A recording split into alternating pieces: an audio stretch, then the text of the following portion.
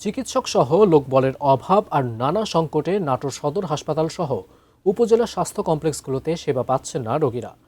প্রতিদিন অসংখ্য মানুষ ফিরে যাচ্ছেন হাসপাতালের বহির্বিভাগ থেকেই। রয়েছে দালালের দৌরাত্ম্য। নাটোর প্রতিনিধি বোরহানুদ্দিন বনির পাঠানো তথ্যচিত্রে ডেস্ক রিপোর্ট। 250 শয্যার নাটোর সদর হাসপাতাল, তবে রোগী ভর্তি থাকে কয়েক গুণ। জরুরি ও বহির্বিভাগের অনেক রোগীকে চিকিৎসা না পেয়েই ফিরে যেতে হয়। ডাক্তার নেই, ওষুধ নেই প্রয়োজনীয় যন্ত্রপাতিও। সামান্য রক্ত পরীক্ষা করাতেও ছুটতে হয় বেসরকারি হাসপাতালে। 30 বছরের বেশি সময় ধরে জেলা সদরের হাসপাতালটিতে এরকম খুঁড়িয়েই সেবা কার্যক্রম চলছে।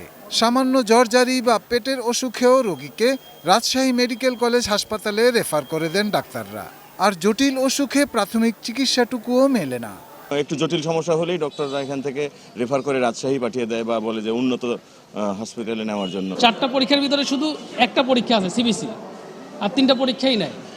তো এই 3টা পরীক্ষা আমার বাইরে যাই করতে হবে, অবশ্যই বাইরে গেলে আমার টাকা লাগবে। দালালের দৌরাত্ম্য আছে এখানে, শয্যার স্বল্পতা আছে, এখানে ডাক্তারের স্বল্পতা আছে। জেলার অন্য 6টি উপজেলা স্বাস্থ্য কমপ্লেক্সের চিত্র আরও ভয়াবহ। সেখানে প্রাথমিক পরামর্শটুকু দেওয়ার মতো প্রয়োজনীয় চিকিৎসকও নেই।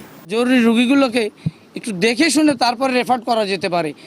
সামান্য জ্বরের কারণে রাজশাহীতে, পাতলা পায়খানার জন্য রাজশাহীতে, নাটোরের জন্য রেফার করা না। সরকারি হাসপাতালে ওষুধ পাওয়ার কথা ছিল, কিন্তু আমি তো পাই নাই। কারণ ওষুধও কেনা লাগলো, আবার হলো রক্ত পরীক্ষা করা লাগলো, সব টাকা লাগলো। সংকটের কথা স্বীকার করে সিভিল সার্জন শোনালেন রোগীদের চিকিৎসা দিতে তাদের চেষ্টার কথাও। শুধু সদর হসপিটাল না, প্রত্যেক উপজেলায়ও তারা তাদের জনবল দিয়ে এই চেষ্টা করছে সর্বোচ্চ এই সেবা দেওয়ার। যেহেতু এটা জুন মাস, এ সময় আপনি দেখবেন যে অনেক ওষুধপত্র আস্তে আস্তে শেষ হয়ে আসছে, কারণ অর্থ বছরের শেষ মাসটা হচ্ছে জুন মাস।